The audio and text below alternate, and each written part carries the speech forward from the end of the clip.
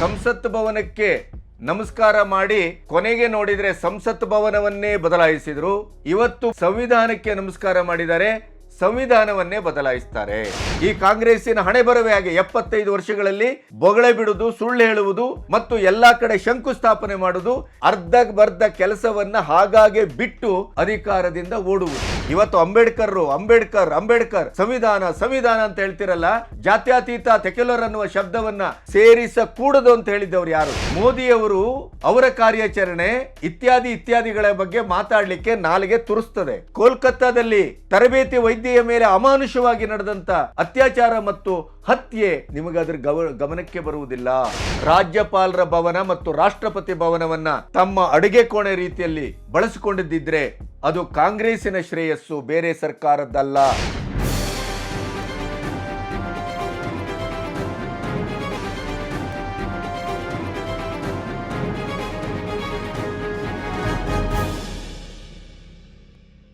ನಮಸ್ತೆ, B Ganapati news ಚಾನಲ್ಗೆ ಸ್ವಾಗತ. ಕಳೆದ 2 ದಿನದ ಹಿಂದೆ ಮೈಸೂರಿನಲ್ಲಿ ಆಯೋಜಿಸಿದ ನಮ್ಮ ನಾಡು ನಮ್ಮ ಆಳ್ವಿಕೆ ಅನ್ನುವ ಚಿಂತನಾ ಸಭೆಯಲ್ಲಿ ಚಿಂತನೆಗೆ ಒಂದು ಅಧ್ಯಯನದ ಅಗತ್ಯ ಇದೆ ಅನ್ನುವ ಕನಿಷ್ಠ ಮಟ್ಟದ ಜ್ಞಾನ ಮತ್ತು ತಯಾರಿ ಸಂಸ್ಕಾರ ಇಲ್ಲದೆ ಇದ್ದಂಥ ಕನ್ನಡದ ನಾಡಿನ ಸಂಗೀತ ಬ್ರಹ್ಮ, ನಾದಬ್ರಹ್ಮ, ಮಹಾಗುರು ಅಂತ ಕರೆಸಿಕೊಂಡಂಥ ಹಂಸಲೇಖ ಅವರು ಮತ್ತೊಮ್ಮೆ ತನ್ನ ಬೌದ್ಧಿಕವಾದಂಥ ಒಂದು ಶ್ರೀಮಂತಿಕೆ ಎಷ್ಟು ಬಡವಾಗಿದೆ ಮತ್ತು ಅದೆಷ್ಟು ಅತಾರ್ಕಿಕವಾಗಿದೆ, ಅಜ್ಞಾನದಿಂದ ಕೂಡಿದೆ, ಅಧ್ಯಯನದ ಶೂನ್ಯತೆಯ ಆ ಶೂನ್ಯ ಬಂಡವಾಳವನ್ನೇ ಇಟ್ಟುಕೊಂಡು ತಾನು ಮಹಾನ್ ವ್ಯಕ್ತಿ ಅನ್ನುವಂಥ ಒಂದು ಪೋಸನ್ನು ಕೊಡುವಂಥ ಕೆಲಸವನ್ನು ಎಷ್ಟು ನಿರಂತರವಾಗಿ ಮಾಡ್ತಾರೆ ಅನ್ನೋದಕ್ಕೆ ಮತ್ತೊಂದು ಸಾಕ್ಷಿ ಸಿಕ್ಕಿದೆ. ಆ ಚಿಂತನಾ ಸಭೆಯಲ್ಲಿ ಅವರು ಮಾತಾಡಿದ್ದನ್ನು ನಿಮಗೆ ನಾವು ಕೆಲವು ತುಣುಕುಗಳನ್ನು ತೋರಿಸ್ತೇವೆ, ನೀವು ನೋಡ್ಬೋದು. ಸಂಸತ್ ಭವನಕ್ಕೆ ಯಾವತ್ತು ನಮಸ್ಕಾರ ಮಾಡ್ದ, ಹೌದಾ? ಆಮೇಲೆ ಏನು ಮಾಡ್ದ ಅಂತ ಸಂಸತ್ತನ್ನೇ ಬದಲಾಯಿಸ್ಬಿಟ್ಟ. ಈಗ ಸಂವಿಧಾನಕ್ಕೆ ನಮಸ್ಕಾರ ಮಾಡವನೆ, ತಿಳ್ಕೋ, ಸಂವಿಧಾನ ಚೇಂಜ್ ಆಗುತ್ತೆ. ಏನು ಹೇಳ್ತಾರೆ ಅವರು ಅಂತಂದರೆ, ಮೋದಿ ಸಂವಿಧಾನಕ್ಕೆ ಕಂಟಕ. ಅದನ್ನು ಹೇಳ್ತಾ 10 ವರ್ಷದ ಹಿಂದೆ ಮೋದಿಯವರು ಪ್ರಧಾನಿಯಾಗಿ ಆಯ್ಕೆಯಾಗಿ ಬಂದಾಗ ಸಂಸತ್ ಭವನಕ್ಕೆ ಅವರು ಹೊಸ್ತಿಲನ್ನು ಮುಟ್ಟಿ ನಮಸ್ಕಾರ ಮಾಡಿದ್ದನ್ನು ನೋಡಿ ರೋಮಾಂಚನಗೊಂಡೆ. ಅವತ್ತು ಸಂಸತ್ ಭವನಕ್ಕೆ ನಮಸ್ಕಾರ ಮಾಡಿ ಕೊನೆಗೆ ನೋಡಿದರೆ ಸಂಸತ್ ಭವನವನ್ನೇ ಬದಲಾಯಿಸಿದರು. ಇವತ್ತು 3ನೇ ಬಾರಿಗೆ ಪ್ರಧಾನಿಯಾಗಿ ಆಯ್ಕೆಯಾದಂಥ ಮೋದಿಯವರು ಸಂವಿಧಾನಕ್ಕೆ ನಮಸ್ಕಾರ ಮಾಡಿದ್ದಾರೆ, ಸಂವಿಧಾನವನ್ನೇ ಬದಲಾಯಿಸ್ತಾರೆ. ಅಂದರೆ ಓಲೈಕೆಗೂ, ಚಮಚಾಗಿರಿಗೂ, ಚೇಲಾಗಿರಿಗೂ ಒಂದು ಕನಿಷ್ಠ ಮಟ್ಟದ ಮಾನ ಮರ್ಯಾದೆಯ ಗಡಿ ಇರಬೇಕು. ಆ ಎಲ್ಲ ಗಡಿಗಳನ್ನು ಹಂಸಲೇಖ ಈ ಹಂತದಲ್ಲಿ, ಈ ಒಂದು ಮಧ್ಯ ವಯಸ್ಸು ದಾಟಿದ ಹಂತದಲ್ಲಿ ಅವರು ಇಷ್ಟು ಕಳಪೆಯಾಗಿ ಕಳ್ಕೊಳ್ತಾ ಇರೋದಿದೆಯಲ್ಲ, ಅದು ಒಂದು ರೀತಿಯಲ್ಲಿ ಇಡೀ ಸಾಂಸ್ಕೃತಿಕ ಲೋಕದ ನಾನೇ ಬ್ರಹ್ಮ, ನಾನೇ ಅಹಂ ಬ್ರಹ್ಮಾಸ್ಮಿ, ನನ್ನಿಂದಲೇ ಅನ್ನುವಂಥ ಒಂದು ಅಹಂಕಾರದಿಂದ ಮೆರೆತಾ ಇರುವವರ ಅವನತಿಯ ಲಕ್ಷಣಗಳಲ್ಲಿ, ಅದರ ಸಾಕ್ಷಿ ಗುರುತುಗಳಲ್ಲಿ ಹಂಸಲೇಖ ಮೊದಲ ಹಂತಕ್ಕೆ, ಮೊದಲ ಪಾದದಲ್ಲಿ ನಿಲ್ತಾರೆ. ಇವರ ಈ ಅತ್ಯಂತ ಜನಪ್ರಿಯ ಹಾಡುಗಳು ಕೂಡ ಚೈನಾ ಮತ್ತು ಕೊರಿಯಾದಿಂದ ಹೇಗೆ ಕದ್ದಿದ್ರು ಅನ್ನೋದನ್ನು ಇವತ್ತು ಜನ ಅವರ ಎದುರು ಅವರ ಮುಸುಡಿಗೆ ಇಡ್ತಾ ಇದ್ದಾರೆ. ಇದೇ ಹಂಸಲೇಖ ತಾನು ದಲಿತರ ಪರ ಅಂತಾರೆ, ಆದರೆ ಇದೇ ಸರ್ಕಾರ, ಕಾಂಗ್ರೆಸ್ ಸರ್ಕಾರ ಇವತ್ತು ವಾಲ್ಮೀಕಿ ನಿಗಮದ SC/ST ಹಣವನ್ನು ಕೂಡ ನುಂಗಿ ನೀರು ಕುಡಿದದ್ದನ್ನು ಕೂಡ ಕಣ್ಣು ಮುಚ್ಚಿಕೊಂಡು ಧ್ಯಾನ ಮಾಡ್ತಾರೆ ದೇಸಿ ಸ್ಕೂಲಲ್ಲಿ. ಯಾಕೆಂತಂದರೆ ಅವರು ಹಂಸಲೇಖರ ಪಾದ ನೆಕ್ಕುವ ಸಂಸ್ಕೃತಿಯ ಒಂದು ಇಡೀ ಗಡಣವೇ ಇದೆಯಲ್ಲ, ಎಡಪಂಥೀಯರದು ಮತ್ತು ಬುದ್ಧಿಜೀವಿಗಳದು, ಅದರಲ್ಲಿಯೂ ಕೂಡ ಅವರು ಮಹಾಗುರು. ಆ ಸಂಸ್ಕೃತಿಯಿಂದಲೇ ಫೇಜಾವರ್ ಅಂತ ಒಬ್ಬ ಸಾತ್ವಿಕ ಸಂತನನ್ನು ಇವರ ರಕ್ತ ಸಂಸ್ಕೃತಿ ಇದೆಯಲ್ಲ, ಅದರಲ್ಲಿ ಲುಚ್ಛವಾಗಿ ಮಾತಾಡಿದ್ರಿಂದಲೇ ಅವರಿಗೆ ಕೊನೆಗೂ ಸಿಕ್ಕ ಪಾರಿತೋಷಕ ಏನು? ದಸರಾ ಉದ್ಘಾಟನೆ. ಅದು ಹೋಗಿ ಕಾಡಿ ಬೇಡಿ ಪಡ್ಕೊಂಡದ್ದು, ಅದರ ವಿವರಗಳು ನಮ್ಮ ಹತ್ರ ಇದೆ. ಈ ಹಂಸಲೇಖ ಅವರ ಇಡೀದಾದಂಥ ಒಂದು ಸಾಂಸ್ಕೃತಿಕ ಲೋಕದ ದಿಗ್ಗಜ ಅನ್ನುವಂಥ ಒಂದು ಸಂಸ್ಕೃತಿಯನ್ನು ಏನು ಕಟ್ಟಲಾಗಿದೆ, ಆ ಸಂಸ್ಕೃತಿಯ ಒಳಗೆ ಏನೇನು ಇದೆ ಅನ್ನೋದು ನಮ್ಮಂಥವರಿಗೂ ಗೊತ್ತು. ಶಂಕರ್ ಶಾನ್ಭಾಗ್ ಅವರ ಸಂದರ್ಶನದ ಸಂದರ್ಭದಲ್ಲಿ ತನಗೆ ಆದಂಥ ಅನ್ಯಾಯವನ್ನು ಹೇಳ್ಕೊಳ್ತಾ ಹೋದಾಗ ಯಾರೋ ಒಬ್ಬ ಪತ್ರಕರ್ತರ ಹತ್ರ ಹೇಳಿದ್ರಂತೆ, ನನ್ನ ಹೆಸರು ಹೇಳಲಿಲ್ಲ, ಅವ್ರು ಯಾರು ಅಂತ ಗೊತ್ತು, ಅವ್ರು ಏನು ಅಂತ ಗೊತ್ತು, ಹಂಸಲೇಖ ಅವರೇ ನನ್ನ ಬಗ್ಗೆ ಒಂದು ಕಪ್ಪು ಕಾಫಿ ಕುಡಿದಂಥ ಋಣ ನಿಮ್ಮ ಜೇಬಿನಲ್ಲೋ ನಿಮ್ಮ ಬುತ್ತಿಯಲ್ಲೋ ಇದ್ದರೆ ನೀವು ಹೇಳಿ. ಅಥವಾ ಈ ಬಿ ಗಣಪತಿ ಅನ್ನುವಂಥವನು ಪತ್ರಿಕೋದ್ಯಮಕ್ಕೆ ದ್ರೋಹ ಮಾಡಿದಂಥ, ವಂಚನೆ ಮಾಡಿದಂಥ, ಭ್ರಷ್ಟಾಚಾರ ಮಾಡಿದಂಥ ಏನಾದರೂ ಒಂದು ಸಣ್ಣ ತುಣುಕಿದ್ರೆ ನೀವು ಹೇಳಿದರೆ ನಾನು ಅದಕ್ಕೆ ಇವತ್ತಿಗೂ ಸವಾಲಿಗೆ ರೆಡಿ. ಪತ್ರಿಕೋದ್ಯಮವನ್ನು ಬಿಟ್ಟು ಹೋಗ್ತಾನೆ. ಅದರ ಜೊತೆಗೆ ಶಂಕರ್ ಶಾನ್ಭಾಗ್ ಅಂತಲ್ಲ, ಅಂಥ 10 ತಲೆಗಳು ಮಾತಾಡಲಿಕ್ಕಿದ್ದಾರೆ, ಅವರ ಮಾತುಗಳನ್ನು ಪ್ರಕಟಿಸ್ತೇನೆ. ಅದರ ಜೊತೆಗೆ ನಿಮಗೆ ಧೈರ್ಯ ಇದ್ದರೆ, ಸಂವಾದಕ್ಕೆ ಮತ್ತು ಚರ್ಚೆಯಲ್ಲಿ ನಿಮಗೆ ನಂಬಿಕೆ ಮತ್ತು ವಿಶ್ವಾಸ ಇದ್ದರೆ ಫೋನ್ ಮಾಡಿ, ನಿಮ್ಮ ಮನೆಗೆ ಕ್ಯಾಮರಾ ತಗೊಂಡು ಬರ್ತೇನೆ, ವಿತೌಟ್ ಎಡಿಟೆಡ್ ನಾನು ಪಬ್ಲಿಷ್ ಮಾಡ್ತೇನೆ. ಈಗ ವಿಷಯಕ್ಕೆ ಬರೋದಾದರೆ, ಈ ಹಂಸಲೇಖ ಅವರಿಗೆ ಕೇರಳದ ಮಂದಿ ಬಹಳ ಒಂದು ಬುದ್ಧಿವಂತರಾಗಿ ಕಾಣ್ತಾರೆ. ಅದೇ ಕೇರಳದ ಮಂದಿ ಅಲ್ಲಿ ಆಡಳಿತಾತ್ಮಕವಾಗಿ ಎಂಥ ಒಂದು ದೇಶದ್ರೋಹಿತನವನ್ನು, ಹಿಂದೂಗಳ ಮೇಲೆ ಮಾರಣ ಹೋಮವನ್ನು, ಸಂವಿಧಾನದ ಇಡೀದಾದ ಆಶಯವನ್ನು ಉಲ್ಲಂಘಿಸುವಂಥ ಕೆಲಸವನ್ನು ಮಾಡ್ತಾ ಇದ್ದಾರೆ ಅನ್ನೋದು ಕಾಣೋದಿಲ್ಲ. ಪ್ರಧಾನಿ ಕಾರ್ಯಾಲಯದಿಂದ ಮತ್ತು ಅದಕ್ಕೆ ಸಂಬಂಧಪಟ್ಟ ಎಲ್ಲ ಇಲಾಖೆಗಳಿಂದ ಕ್ಲಪ್ತ ಕಾಲದಲ್ಲಿ ಈ ರೀತಿಯ ಲ್ಯಾಂಡ್ ಸ್ಲೈಡ್ ಆಗತ್ತೆ, ಮಹಾ ಮಳೆ ಆಗತ್ತೆ, ತೊಂದರೆ ಆಗತ್ತೆ ಅಂತ ಅನ್ನೋದನ್ನು ಅಲರ್ಟ್ ನೋಟಿಸನ್ನು ಕೊಟ್ಟರೂ ಕೂಡ ಅದನ್ನು ಗಮನಿಸದೇನೆ ಇಡೀ ಒಂದು ಜನಸಮುದಾಯವನ್ನು ಲ್ಯಾಂಡ್ ಸ್ಲೈಡ್ನಲ್ಲಿ ಬಲಿ ಕೊಟ್ಟಂಥ ಒಬ್ಬ ಕಟುಕ ಅಲ್ಲಿ ಮುಖ್ಯಮಂತ್ರಿ ಆಗಿದ್ದಾರೆ. ಅದು ಇವರಿಗೆ ಕಾಣೋದಿಲ್ಲ. ಇಡೀ ಸಂವಿಧಾನಾತ್ಮಕವಾಗಿ ಅಖಂಡ ದೇಶ ಅನ್ನುವಂಥ ಆಶಯವನ್ನು ಇಟ್ಕೊಂಡಂಥ ಸಂವಿಧಾನದ ಆಶಯಕ್ಕೆ ವಿರುದ್ಧವಾಗಿ ಅಲ್ಲಿ ವಿದೇಶಿ ಮಂತ್ರಿಯನ್ನು ನೇಮಿಸ್ತಾರೆ ಪಿಣರಾಯಿ. ಅದು ಕಾಣೋದಿಲ್ಲ ಇವರಿಗೆ. ಅವರು ಬುದ್ಧಿವಂತರು. ಅಂದರೆ ದೇಶದ್ರೋಹಿಗಳು, ಆತಂಕವಾದಿಗಳು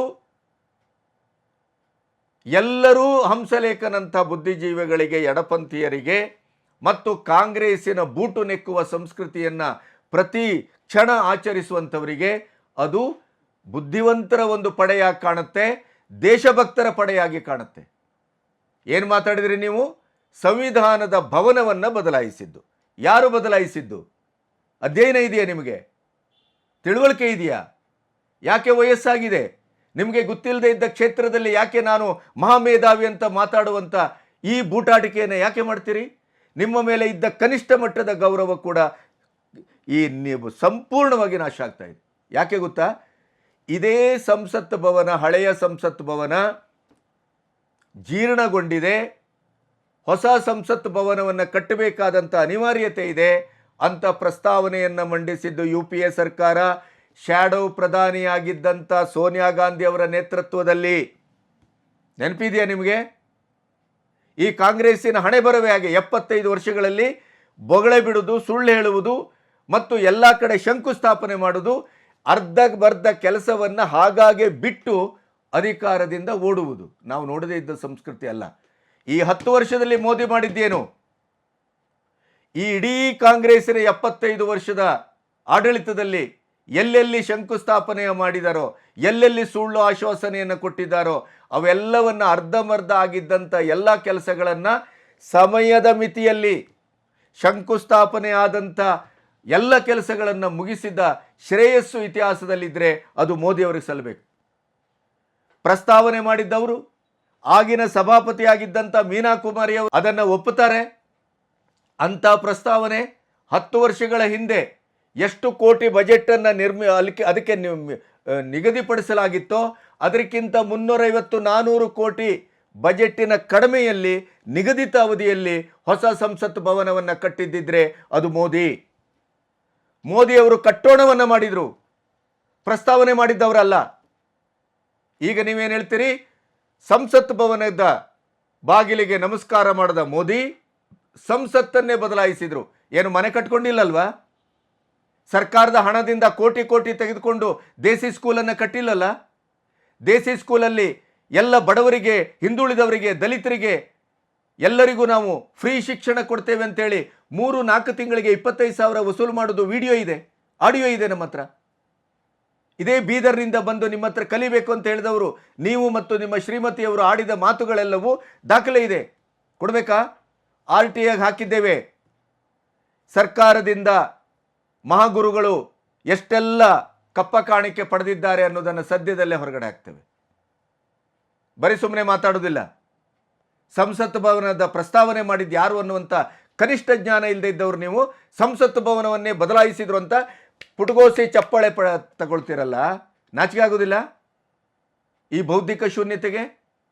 ಆಮೇಲೆ ಸಂವಿಧಾನ, ಇದೇ ಸಂವಿಧಾನದ ದಿವಸವನ್ನು ಆಚರಿಸಬೇಕು ಅಂತ ಹೊರಟಾಗ ಅದನ್ನು ವಿರೋಧಿಸಿದವರು ಯಾರು? ನಿಮ್ಮದೇ ಪ್ರೀತಿಯ ಕಾಂಗ್ರೆಸ್ಸಿಗರು. ಅಂಬೇಡ್ಕರ್ರನ್ನು ಸೋಲಿಸಿದ್ಯಾರು? ಇದೇ ಕಾಂಗ್ರೆಸ್ಸಿಗರು.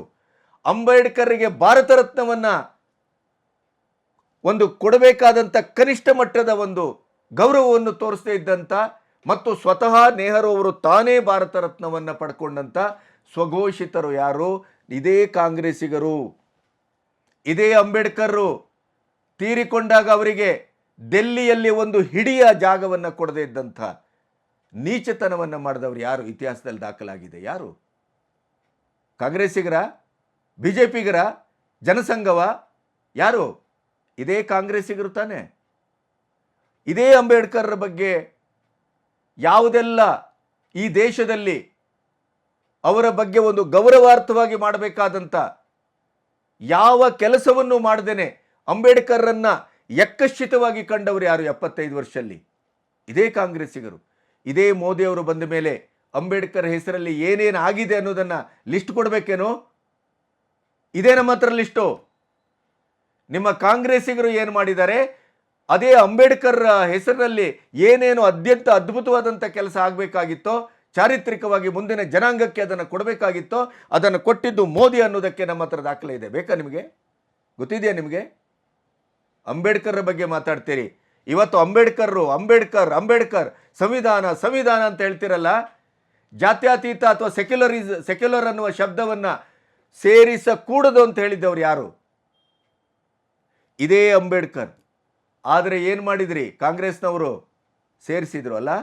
ಸಂವಿಧಾನವನ್ನು ಬದಲಾವಣೆ ಮಾಡಲಿಕ್ಕೆ ಈಗ ಸಂವಿಧಾನಕ್ಕೆ ನಮಸ್ಕಾರ ಮಾಡಿದ್ದಾರೆ 3ನೇ ಬಾರಿ, ಇನ್ನು ಸಂವಿಧಾನವನ್ನು ಬದಲಾವಣೆ ಮಾಡ್ತಾರೆ ಅಂತ ಚಪ್ಪಾಳೆಗಿಡ್ಸ್ಕೊಂಡ್ರಿ. ಯಾರು ಸಂವಿಧಾನದ ಮೇಲೆ ಕೈ ಹಾಕಿದ್ದು? ಯಾರು ಸಂವಿಧಾನವನ್ನು ತಿದ್ದುಪಡಿಗೆ ಮುಂದೆ ಮಾಡಿದ್ದು? ನಿಮಗೆ ನೆನಪಿದೆಯಾ? ಇದೇ ರಾಜೀವ್ ಗಾಂಧಿ ಹೇಳಿದರು, ಸಂವಿಧಾನ ಮತ್ತು ಕಾನೂನಿನ ಬದಲಾವಣೆಯನ್ನು ಮಾಡಬೇಕಾದಂಥ ಅಗತ್ಯತೆ ಬಂದರೆ ಅದನ್ನು ನಾವು ಖಂಡಿತ ಮಾಡ್ತೇವೆ, ಹಿಂದೆ ಮುಂದೆ ನೋಡುವುದಿಲ್ಲ ಅಂತ ಹೇಳಿದ್ದು ಇದೇ ರಾಜೀವ್ ಗಾಂಧಿ. ಕೇಳಿಸ್ಕೊಳ್ಳಿ ಅವರ ಮಾತನ್ನು. अगर कानून बदलने की ज़रूरत होगी, अगर संविधान को अमेंड करने की ज़रूरत होगी तो हम ज़रूर करेंगे, इसमें कोई कमी नहीं छोड़ेंगे. हम देखेंगे कि जनता के हाथ में पूरी ताकत आए. ಅರಿವಿಲ್ಲದೇನೆ ಮಾತಾಡುವಂಥ ಅಪ್ರಬುದ್ಧರು ಅಂತಂದರೆ ಕರ್ನಾಟಕದಲ್ಲಿ ಯಾರು ಅಂತಂದ್ರೆ ನೀವೇ. ತೀರ್ಥಂಕರರ ಬಗ್ಗೆ, ಜೈನ ಧರ್ಮದ ಬಗ್ಗೆ ಬುಲ್ಶಿಟ್ ಅಂತೀರಿ. ಹಿಂದೂ ಮತ್ತು ಸನಾತನ ಧರ್ಮದ ಬಗ್ಗೆ ಬಾಯಿಗೆ ಬಂದಾಗ ಮಾತಾಡ್ತೀರಿ. ಫೇಜಾವರ ಬಗ್ಗೆ ಬಾಯಿಗೆ ಬಂದಾಗ ಮಾತಾಡ್ತೀರಿ. ಅದೇ ದಲಿತರಿಗೆ ಅನ್ಯಾಯ ಆದಂಥ ವಾಲ್ಮೀಕಿ ಹಗರಣದಂಥ SC/STಗೆ ಫಂಡಿನಿಂದ ದುಡ್ಡು ತೆಗೆದು ಬಿಟ್ಟಿ ಭಾಗ್ಯ ಕೊಡುವಂಥ ಇದೇ ಸಿದ್ದರಾಮಯ್ಯನವರ ಪಾದವನ್ನು ನೆಕ್ತೀರಿ. ಏನ್ರಿ ಆಗಿದೆ ನಿಮಗೆ? ಏನು ಕಡಿಮೆ ಮಾಡಿದ್ದಾರೆ ಈ ಚಿತ್ರರಂಗದವರು? ಕದ್ದು ಹಾಡು ಕೊಟ್ಟರು ಕೂಡ ರಾಜ್ಕುಮಾರ್ ಅಂತವ್ರ ಬಗ್ಗೆನೇ ಎದುರುಗಡೆ ಒಂದು ಹಿಂದುಗಡೆ ಒಂದು ಮಾತಾಡುವಂಥ ಇಬ್ಬಗೆಯ ನೀತಿಯನ್ನು ನೀವು ತೋರಿಸಿದರೂ ಕೂಡ ನಿಮ್ಮನ್ನು ಪುರಸ್ಕರಿಸಿ ನಿಮಗೆ ಇನ್ನಿಲ್ಲದಂಥ ಅದ್ಭುತವಾದಂಥ ಅವಕಾಶವನ್ನು ಕೊಟ್ಟರೂ ಕೂಡ ಈ ಕನ್ನಡ ನಾಡಿಗೆ, ಕನ್ನಡದ ಜಲಕ್ಕೆ, ಕನ್ನಡದ ನೆಲಕ್ಕೆ, ಕನ್ನಡದ ಬುದ್ಧಿವಂತಿಕೆಗೆ ಕೆಂಗಲ್ ಹನುಮಂತರಾಯರಂಥ ಮಹಾ ಮುಖ್ಯಮಂತ್ರಿಗಳಾಗಿದ್ರು ಅರಸರಂಥವರು, ಉಳುವವನೇ ಹೊಲದೊಡೆಯ ಅಂತ ತಂದಂಥ ಮೇಧಾವಿ ರಾಜಕಾರಣಿ ಅಂಥ ರಾಜಕಾರಣಿಗಳು ಇಲ್ಲಿದ್ದಾಗ ಹೆಗಡೆಯಂಥವರು ವಿಶ್ವಕ್ಕೆ ಪ್ರಜಾಪ್ರಭುತ್ವದ ಬಗ್ಗೆ ಪಾಠ ಮಾಡ್ತಾ ಇದ್ದಂಥವ್ರು ಅಂಥವ್ರು ಇಲ್ಲಿ ಆಗಿ ಹೋಗಿದ್ದಾರೆ. ಆದರೆ ಏನು ಹೇಳ್ತೀರಿ, ಕೇರಳದವರು ರಾಜಕೀಯ ಪ್ರಜ್ಞೆಯಲ್ಲಿ ಮುಂದಿದ್ದಾರೆ. ಹೋಗಿ ಕೇರಳಕ್ಕೆ, ಅಲ್ಲಿಗ ಲೈಂಗಿಕ ಹಗರಣ ಸಿನಿಮಾ ರಂಗದ್ದು ಯಾರ್ಯಾರ್ದೆಲ್ಲ ಎಲ್ಲರ ಚಡ್ಡಿ ಬಿಚ್ಚಿ ನಿಲ್ಲಿಸ್ತಾ ಇದ್ದಾರಲ್ಲ, ಚಾಲೆಂಜ್ ಹಾಕ್ಲ ನಾನು. ಅದೇ ರೀತಿಯ ಇಲ್ಲೊಂದು ತನಿಖಾ ಸಮಿತಿ ಆಗಲಿ, ಕನ್ನಡ ಚಿತ್ರರಂಗದಲ್ಲಿ ಯಾರ್ಯಾರ ಮೇಲೆ ಯಾವ್ಯಾವ ರೀತಿಯ ಮಹಾಗುರುಗಳಿಂದ ಹಿಡಿದು ಮಹಾನಟರಿಂದ ಹಿಡಿದು ಮಹಾ ನಿರ್ದೇಶಕರು ನಿರ್ಮಾಪಕರಿಂದ ಹಿಡಿದು ಎಂತೆಂಥ ಲೈಂಗಿಕ ದೌರ್ಜನ್ಯಗಳಾಗಿದ್ದಾವೆ ಇಲ್ಲಿ ಅನ್ನೋದನ್ನು ಒಂದು ತನಿಖಾ ಸಮಿತಿ ಮಾಡಿ ನೇಮಿಸಿದರೆ, ಪ್ರಾಮಾಣಿಕವಾಗಿ ತನಿಖೆ ಆದರೆ ಮಹಾಗುರುಗಳದ್ದು ಕೂಡ ಪಟ್ಟಿ ಹೊರಗೆ ಬರುತ್ತೆ. ಅಂಥ ಮಾತುಗಳನ್ನು ಆಡಿದವರು ನಮ್ಮ ಹತ್ರ ಇದ್ದಾರೆ. ಏನಂತ ಅಂದ್ಕೊಂಡಿದ್ದೀರಿ, ಸಂವಿಧಾನ ಬದಲಾವಣೆ ಮಾಡ್ತೀರಿ ಅಂತ ಹೇಳ್ತೀರಲ್ಲ, ತಗೊಳ್ಳಿ ಲಿಸ್ಟ್ ಇದೆ ಇಲ್ಲಿ. 75 ವರ್ಷದಲ್ಲಿ ಅಧಿಕೃತವಾಗಿ 58 ಬಾರಿ ಸಂವಿಧಾನವನ್ನು ತಮ್ಮ ಸ್ವಾರ್ಥಕ್ಕೆ, ತಮ್ಮ ಅಧಿಕಾರದ ದುರುಪಯೋಗಕ್ಕೆ ಹೇಗೆ ಎಮರ್ಜೆನ್ಸಿಯನ್ನು ಹಾಕಿದ್ರು ಇಂದಿರಾ ಗಾಂಧಿ ಅಲಹಾಬಾದ್ ಹೈಕೋರ್ಟಿನ ತೀರ್ಪಿನ ಎದುರಾಗಿ, ಅದೇ ರೀತಿಯಲ್ಲಿ ಸಂವಿಧಾನದ ಮೇಲೆ ಅತ್ಯಾಚಾರವನ್ನು ಮಾಡಿದ್ದು 58 ಬಾರಿ ಕಾಂಗ್ರೆಸ್ಸು, ಜನಸಂಘ ಅಲ್ಲ, BJP ಅಲ್ಲ. ಮೋದಿ ಅವರು ಏನಾದರೂ ಒಂದು ತನ್ನ 10 ವರ್ಷದಲ್ಲಿ ಇಷ್ಟು ಬಹುಮತ ಇದ್ದರೂ ಕೂಡ ಒಂದೇ ಒಂದು ಸಂವಿಧಾನದ ಮೇಲೆ ಅಪಭ್ರಂಶ ಆಗುವ, ಅಪಚಾರ ಆಗುವಂಥ ಕೆಲಸವನ್ನು ಮಾಡಿದ್ದಿದ್ರೆ ಹೇಳಿ ನೋಡೋಣ, ಬನ್ನಿ ಸಂವಾದಕ್ಕೆ. ಇದೇ ಜವಾಹರ್ಲಾಲ್ ನೆಹರು 14 ಬಾರಿ ತಿದ್ದುಪಡಿ ಮಾಡಿದರು. ಇದೇ ಇಂದಿರಾ ಗಾಂಧಿ 25 ಬಾರಿ ತಿದ್ದುಪಡಿ ಮಾಡಿದರು. ರಾಜೀವ್ ಗಾಂಧಿ 5 ಬಾರಿ ತಿದ್ದುಪಡಿ ಮಾಡಿದರು. PV ನರಸಿಂಹರಾವ್ 4 ಬಾರಿ ತಿದ್ದುಪಡಿ ಮಾಡಿದರು. ಮನಮೋಹನ್ ಸಿಂಗ್ 10 ಬಾರಿ ತಿದ್ದುಪಡಿ ಮಾಡಿದರು. ಮೋದಿ ಅವರು ಮಾಡಿದಾರೇನು? ಇತಿಹಾಸದ ಜ್ಞಾನ ಇದೆಯಾ ನಿಮಗೆ? ತಂಗಳನಂತ ಒಂದು ಸಿನಿಮಾ ಬಂದಿದೆ, ನೋಡಿದ್ರಾ? ರಾಮಾನುಜಾಚಾರ್ಯರು, ಅಯ್ಯಂಗಾರಿ ಬ್ರಾಹ್ಮಣರು ಇವತ್ತು ತಿರುಪತಿಗೆಲ್ಲ ಹೋದ್ರೆ ನಿಮ್ಗೆ ಗೊತ್ತಾಗುತ್ತೆ. ಅಂಥ ಹೊಲೆ ಮಾದಿಗರನ್ನು, ದಲಿತ ವರ್ಗದಿಂದ ಬಂದಂಥ ತುಳಿತಕ್ಕೊಳಗಾದಂಥ ಅಸ್ಪೃಶ್ಯ ಜನಾಂಗದವರನ್ನು ಅವರಿಗೆ ಸಂಸ್ಕಾರಬದ್ಧವಾಗಿ ಜನವಾರ ಹಾಕಿ ಅವರನ್ನು ಒಂದು ಮೇಲೆತ್ತುವ ಕೆಲಸವನ್ನು ಮಾಡಿದರೆ, ನಿಮ್ಮಂಥದ್ದೇ ಒಬ್ಬ ಪುಟಗೋಸಿ ನಿರ್ದೇಶಕ, 2 ಜನ ಇರಲಿಲ್ಲ ಥಿಯೇಟ್ರಲ್ಲಿ, ಅದು ಪ್ರಶ್ನೆ ಬೇರೆ. ಅಲ್ಲಿ ಬುದ್ಧನ ತಲೆ ಕಡಿಯುವ ಕೆಲಸವನ್ನು ಇದೇ ರಾಮಾನುಜಾಚಾರ್ಯರ ಅನುಯಾಯಿಗಳು ಮಾಡಿದರು ಅನ್ನುವಂಥ ದುಷ್ಟ ಕೆಲಸವನ್ನು, ಇತಿಹಾಸದ ಜ್ಞಾನ ಇಲ್ಲದೆ ಇದ್ದಂಥ ಅಪ್ರಬುದ್ಧ ಕೆಲಸವನ್ನು ಮಾಡಿದ್ದಾರೆ. ನಿಮ್ಮಂಥವ್ರು ಮಾಡುವ ಕೆಲಸವೇ ಇದು. ನಿಮಗೆ ಅರಿವಿಲ್ಲ, ಜ್ಞಾನ ಇಲ್ಲ, ಅಧ್ಯಯನ ಇಲ್ಲ, ಆದರೆ ಮಾತಾಡ್ತೀರಿ. ದೇಸಿ ಅಂದುಕೊಳ್ಳೇನೆ ನಿಮಗೊಂದು ದೊಡ್ಡದಾದಂಥ ಕ್ಯಾನ್ವಾಸ್ ಸಿಗುತ್ತೆ. ದಲಿತರು ಮತ್ತು ನಿಮ್ಮನ ವರ್ಗದ ಕೆಳವರ್ಗದವರು ಅಂದುಕೊಳ್ಳೇನೆ ನಿಮಗೊಂದು ವೇದಿಕೆ ಸಿಗುತ್ತೆ. ಎಡಪಂಥ ಮತ್ತು ಬುದ್ಧಿಜೀವಿಗಳೊಟ್ಟಿಗೆ ಸೇರಿಕೊಂಡು ಅಲ್ಲಿ ಕರ್ಕಶ ಧ್ವನಿಯಲ್ಲಿ ಅರ್ಧಮರ್ಧ ಜ್ಞಾನ ಮತ್ತು ಶೂನ್ಯ ಬಂಡವಾಳದಲ್ಲಿ ಬೌದ್ಧಿಕವಾಗಿ ಯಾವುದೇ ತಿಳುವಳಿಕೆ ಇಲ್ಲದೇನೆ ಏನೇನೋ ಮಾತಾಡಿದ್ಕೊಳ್ಳೇನೆ ಚಪ್ಪಾಳೆಗಿಡ್ಸ್ಕೊಳ್ಳುವಂಥ ಒಂದು ದುರ್ಬುದ್ಧಿ ನಿಮಗೆ ಅಂಟಿದೆ. ಅದು ಶಾಪಗ್ರಸ್ತರಿಗೆ ಮಾತ್ರ ಅಂಟೋದು. ಅದು 18-20 ವರ್ಷದಿಂದ ನಿಮ್ಮನ್ನು ಇಡೀ ಕನ್ನಡ ಚಿತ್ರರಂಗ ರಿಜೆಕ್ಟ್ ಮಾಡಿದೆ. ಹೊಸ ತಲೆಮಾರು ನಿಮ್ಮ 10 ಪಟ್ಟು ಶ್ರೇಯಸ್ಸನ್ನು ಪಡ್ಕೊಳ್ತಾ ಇದೆ. ಯಾರೋ ಹೇಳಿದರು, ಮೊನ್ನೆ ಕಮೆಂಟ್ ಹಾಕಿದರು, ಎಂತೆಂಥ ಹಾಡುಗಳನ್ನು ಕೊಟ್ಟರು, ಜನಮುಖಿಯಾಗಿಸಿದ್ರು ಕನ್ನಡ ಚಿತ್ರಸಂಗೀತವನ್ನು. ಏನು ಜನಮುಖಿ ಮಾಡಿದ್ದು? ಹೆಣ್ಣು ಮಕ್ಕಳನ್ನು ಅತ್ಯಂತ ತುಚ್ಛೀಕರಣದಿಂದ, ಸಿನಿಮಾ ಒಂದು ಹಾಡು ಕೂಡ ಕನ್ನಡದ ಕಾವ್ಯ ಸಂಸ್ಕೃತಿಗೆ ಭುಜಕ್ಕೆ ಭುಜ ಕೊಟ್ಟು ನಿಲ್ಲುವಂಥ ಒಂದು ಸುಸಂಸ್ಕೃತವಾದಂಥ ರಚನೆಯಾಗಿದ್ದಂಥ ಕಾಲದಲ್ಲಿ ತಾವು ಅಡಿ ಇಟ್ರಿ. ಪೀಸು, ಮಾಲು, ಗಜಲಿಂಬೆ ಎಂತೆಂಥ ಶಬ್ದಗಳನ್ನು ತಂದ್ರಿ. ಅಲ್ಲಿಂದ ಶುರುವಾದಂಥ ವಿಕಾರ ಸಂಸ್ಕೃತಿ ಇವತ್ತು ಖಾಲಿ ಬಾಟ್ಲೆ, ಕ್ವಾಟ್ಲೆ, ಪೆಟ್ಲೆ ಅದೆಲ್ಲಕ್ಕೆ ಬಂದು ನಿಂತಿದೆ. ಅದರ ಇಡೀ ಪ್ರಭೃತಿಗಳು ನೀವೇ, ಸಂಸ್ಥಾಪಕರು ತಾವೇ. ಕನ್ನಡ ಚಿತ್ರರಂಗದ ಸೊಗಸನ್ನು, ಸೊಗಡನ್ನು, ಸಂಸ್ಕಾರವನ್ನು, ಸಂಸ್ಕೃತಿಯನ್ನು, ಆ ಗೇಯತೆಯನ್ನು, ಶ್ರೇಷ್ಠತೆಯನ್ನು ಎಲ್ಲವನ್ನ ಅಡ್ಡದಾರಿಗೆ ತಂದದ್ದು, ಅದನ್ನು ಕಳಪೆಯಾಗಿಸಿದ್ದು, ಅದನ್ನು ರಾಜಕಾಲುವೆಯ ಮೂರಿಗೆ ತಳ್ಳಿದ್ದಿದ್ರೆ ಅದು ಹಂಸಲೇಖ ಅವರೇ ಬಂದ ಮೇಲೇನೆ, ಅವರಿಂದಲೇ ಅದರ ಬಗ್ಗೆ ಚರ್ಚೆ, ಸಂವಾದಕ್ಕೆ ನಾವು ರೆಡಿ ಇದ್ದೇವೆ. ಬನ್ನಿ ನೋಡೋಣ.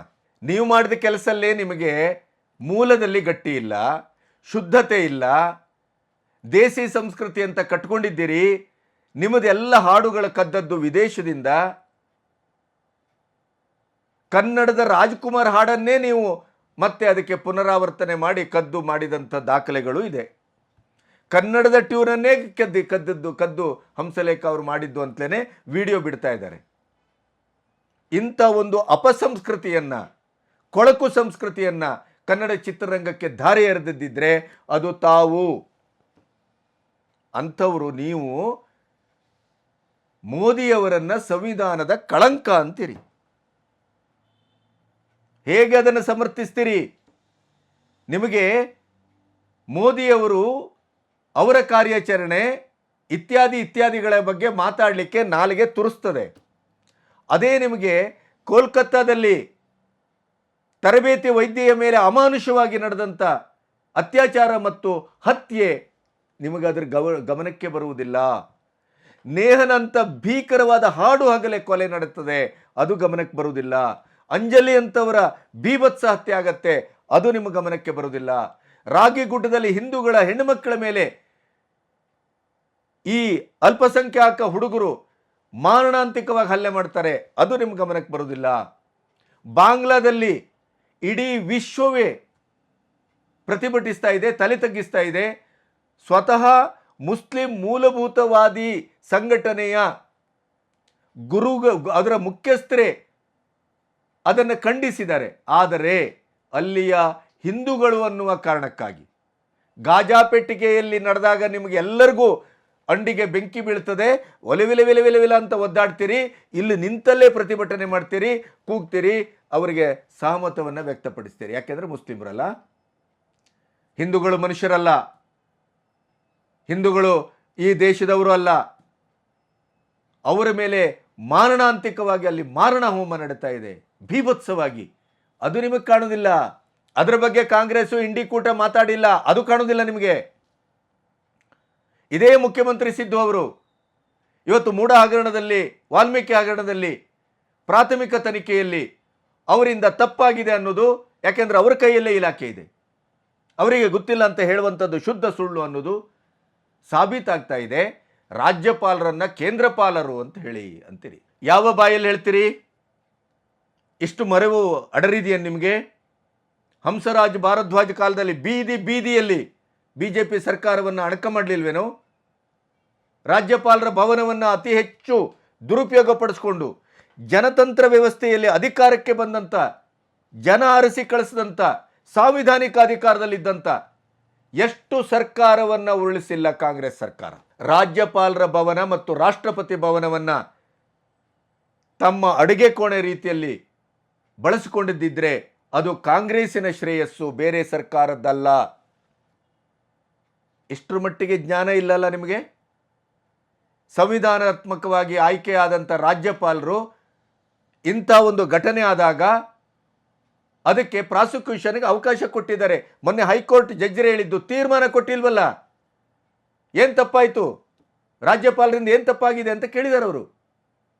ಸಂವಿಧಾನ ಅಂತೀರಿ, ಓದಿನ ಹಿನ್ನೆಲೆ ಇಲ್ಲ, ತಿಳುವಳಿಕೆ ಇಲ್ಲ, ಜ್ಞಾನ ಇಲ್ಲ, ತಾರ್ಕಿಕತೆ ಇಲ್ಲ, ಒಟ್ಟಾರೆ ಮಾತಾಡೋದು.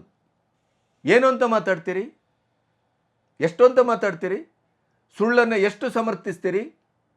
ಸಿದ್ದು ನಿಮಗೊಂದು ಬೇಕಾಬಿಟ್ಟಿ ಅನುದಾನವನ್ನು ಕೊಡ್ತಾರೆ, ಅಧಿಕಾರವನ್ನು ಕೊಡ್ತಾರೆ, ಅವಕಾಶವನ್ನು ಕೊಡ್ತಾರೆ. ಕರ್ನಾಟಕದ ಬುದ್ಧಿಜೀವಿಗಳು ಮತ್ತು ಎಡಪಂಥೀಯರಿಗೆ ಒಂದೇ ಕೆಲಸ, ಕಾಂಗ್ರೆಸ್ ಸರ್ಕಾರ ಬಂದಾಗ ತಮಗೆ ತಮ್ಮ ಮಕ್ಕಳಿಗಾಗುವಷ್ಟು ಏನು ಬೇಕೋ ಅದೆಲ್ಲವನ್ನ ಪಡ್ಕೊಳ್ಳೋದು. ಆ ಕಾರಣಕ್ಕಾಗಿ ಅವರ ಬೂಟು ನೆಕ್ಕೋದು, ಅವರನ್ನು ಜೈಕಾರ ಹಾಕೋದು, ಅಧಿಕಾರ ಬಂದ ತಕ್ಷಣ ಮೌನವಾಗಿ ಅಧಿಕಾರ ಅನುಭವಿಸೋದು. ಪ್ರಾಧಿಕಾರದ ಅಧ್ಯಕ್ಷತೆ, ಆ ಅಧ್ಯಕ್ಷತೆ, ಇದು ಅದು ಮಣ್ಣು ಮಸಿ ಎಲ್ಲವನ್ನ ಸಿದ್ದುವಿಂದ ಪಡ್ಕೊಂಡಿದ್ದೀರಿ. ಸಿದ್ದು ಸರ್ಕಾರದಲ್ಲಿ ಅದು ಇದು ಉಪಕಾರ ಸ್ಮರಣೆ. ದರಿದ್ರರು ಅಂದರೆ ಇದೆ, ಮಾನಗೇಡಿಗಳು ಅಂದರೆ ಇದೆ, ಚೇಲಾ ಸಂಸ್ಕೃತಿ ಅಂದರೆ ಇದೆ, ಬಕೆಟ್ ಸಂಸ್ಕೃತಿ ಅಂದರೆ ಇದೆ. ಅದರಲ್ಲೂ ಈ ವಯಸ್ಸಲ್ಲಿ ಎಲ್ಲವನ್ನು ಪಡ್ಕೊಂಡು ಈ ಉಪಕಾರ ಸ್ಮರಣೆಯನ್ನು ಮಾಡುವಂಥ ಹಂಸಲೇಖ ಅಂತವರನ್ನು ನೋಡಿದಾಗ ಕನಿಕರ ಆಗುತ್ತೆ, ಅಷ್ಟೇ, ಕೇವಲ ಕನಿಕರ ಆಗುತ್ತೆ.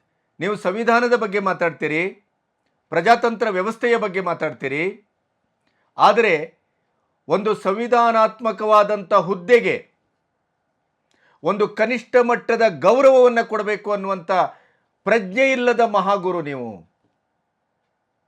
ಯಾವ ರೀತಿಯಲ್ಲಿ ವರ್ತಿಸ್ತಾ ಇದ್ದೀರಿ ಅನ್ನುವ ಮೈ ಮೇಲಿನ ನಾಲ್ಗೆ ಮೇಲಿನ ಎಚ್ಚರ ಇದೆಯಾ ನಿಮಗೆ?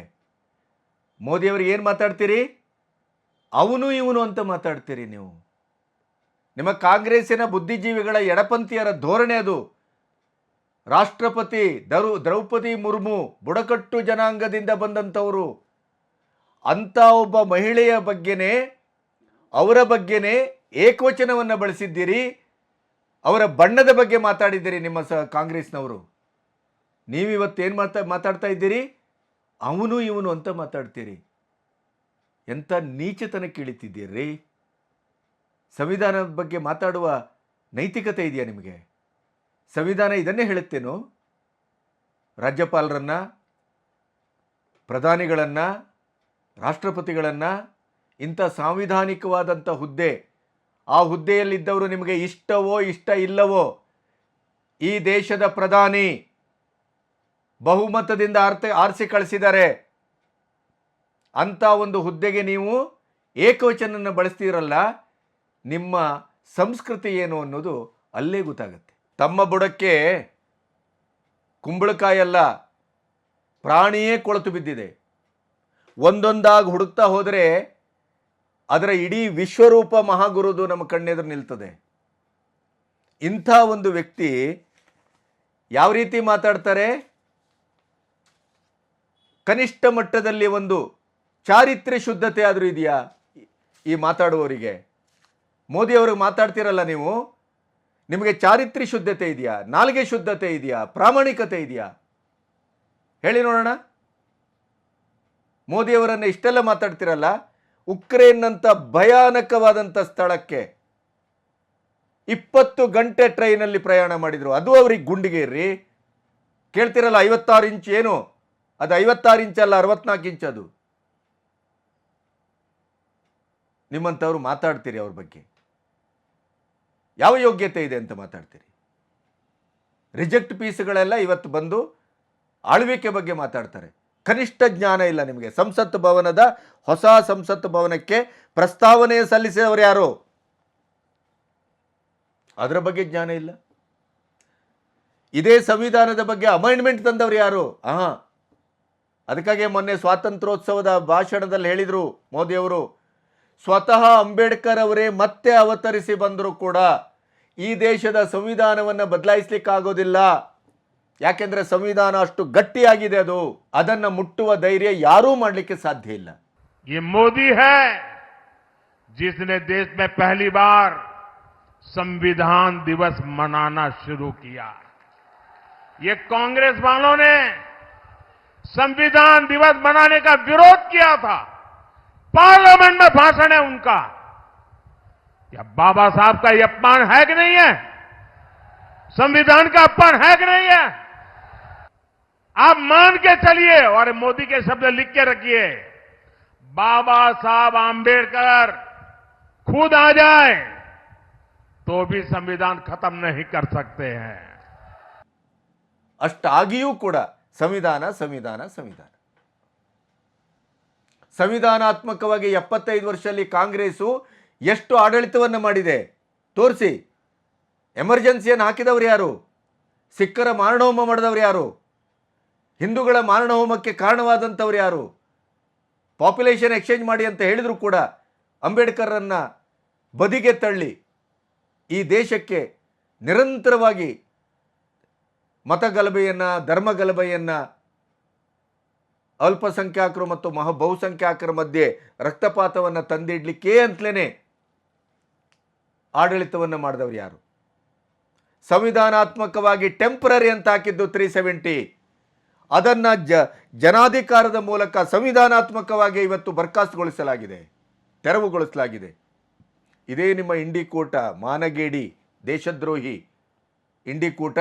ನಾವು ಅದನ್ನು ಮತ್ತೆ ರೀಜನರೇಟ್ ಮಾಡ್ತೇವೆ, ರೀಇನ್ಸ್ಟೇಟ್ ಮಾಡ್ತೇವೆ, ಪುನಃ ಅದನ್ನು ಸ್ಥಾಪನೆ ಮಾಡ್ತೇವೆ ಅಂತ ಸಂವಿಧಾನಾತ್ಮಕವಾಗಿ ವಿರೋಧಿಯಾಗಿ, ದೇಶ ವಿರೋಧಿಯಾಗಿ ಮಾತಾಡ್ತಾ ಇದೆಯಲ್ಲ. ಒಂದು ದೇಶ, ಒಂದು ಕಾನೂನು, ಒಂದು ಎಲೆಕ್ಷನ್ನು ಆಗಬಾರ್ದಾ? CIA ಬಗ್ಗೆ ಕೆಟ್ಟದಾಗಿ ಮಾತಾಡಿದ್ರಿ, ಅದರ ಬಗ್ಗೆ ಅಧ್ಯಯನ ಇಲ್ಲ ಅಂತ ಆಗಲೂ ಕೂಡ ನೀವು ಬೆತ್ತಲಾದ್ರಿ. ಇದೇ ಕಾಶ್ಮೀರವನ್ನು ಪ್ರತ್ಯೇಕವಾಗಿ ಉಳಿಸ್ತೀರಾ? ಹಾಗಾದರೆ ಭಾರತದ ಒಳಗಡೆ ಬೇಡವಾ ಅದು? ಇದು ದೇಶ ವಿರೋಧಿ ಅಲ್ವಾ? ಸಂವಿಧಾನ ವಿರೋಧಿ ಅಲ್ವೇನೋ?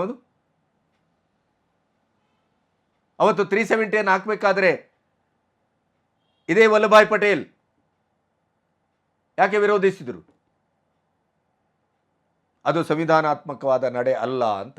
ಅದನ್ನು ಹಿಂಬಾಗಿಲಿನಿಂದ ತಂದದ್ದು ಜವಾಹರ್ಲಾಲ್ ನೆಹರು. ಅಲ್ಪಸಂಖ್ಯಾತರ ಓಲೈಕೆಗೆ ವೋಟ್ ಬ್ಯಾಂಕಿನ ರಾಜಕಾರಣಕ್ಕೆ. ಅದು ಗೊತ್ತಿಲ್ಲ ಅಲ್ಲ ನಿಮಗೆ? ಮೋದಿಯವರ ಬಗ್ಗೆ, ಧರ್ಮದ ಬಗ್ಗೆ, ವ್ಯಕ್ತಿಗಳ ಬಗ್ಗೆ ಬಾಯಿ ಚಪಲಕ್ಕೆ ಮಾತಾಡಿ 4 ಚಪ್ಪಾಳೆ ಗಿಟ್ಟಿಸಿಕೊಂಡು ಇನ್ನೂ ಹಳ್ಳಕ್ಕೆ ಹೊಂಡಕ್ಕೆ ಬೀಳಬೇಡಿ. ಯಾಕೆಂದರೆ ಪ್ರಪಾತಕ್ಕೂ ಒಂದು ಮಿತಿ ಇದೆ. ಅದು ಕೂಡ ನಿಮ್ಮನ್ನು ರಿಜೆಕ್ಟ್ ಮಾಡುತ್ತೆ. ಎಚ್ಚರ ಇರಲಿ. ನಮಸ್ತೆ.